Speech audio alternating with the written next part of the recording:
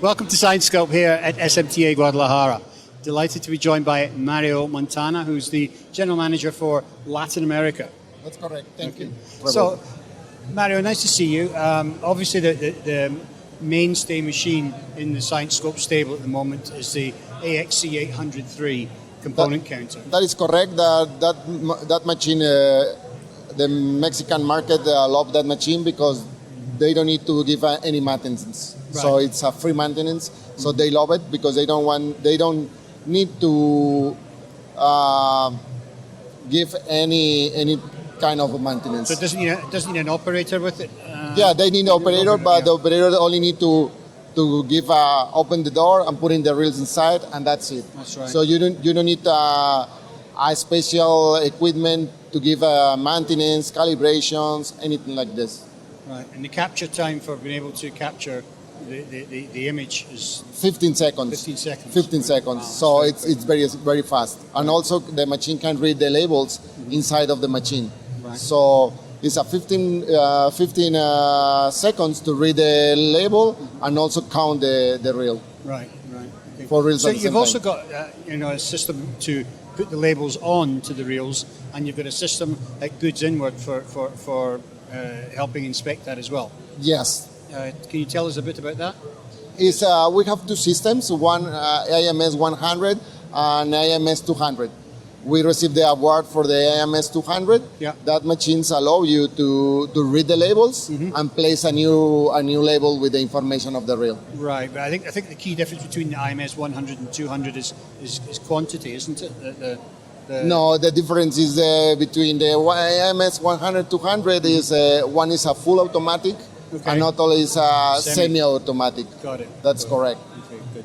All right. So, the exciting thing we want to talk about today is something that's coming out early next year. You're going to launch it at APEX, and it's going to put all three of these components together in some ways. It's the AXI-5100. The 5100 C3. Tell us a bit how this works and what the principle is behind it. Okay, this machine is total free hand. Because you can, the machine allowed to work with AGBs. So the AGBs comes here, push inside the reels, the magazine with the 200 reels of the 7 inches, and then the machine can pick it up all the reels by one, then counting the reel, place the new label on the reel, and then pick it up again the reel from the machine and put in the magazine, and then the machine push out the magazine. And the AGB can pick it up the full magazine and send them to the warehouse. So the whole system is operator free? Yes. Yeah. Wow. You only need to turn on and that's it. That's it. Yeah. Great. So and I guess the entry level that the magazines go in at, is that a standard sort of level? Yes, for the standard AGB in the market. Okay, excellent. So this is going to be available or shown for the first time at APEX next year. Yes, the next year. You've already sold a couple down here. Yeah, we already sold a couple here in Mexico. Okay. It's a special case, but we already sold a couple of these machines here in Mexico for special customers. Great.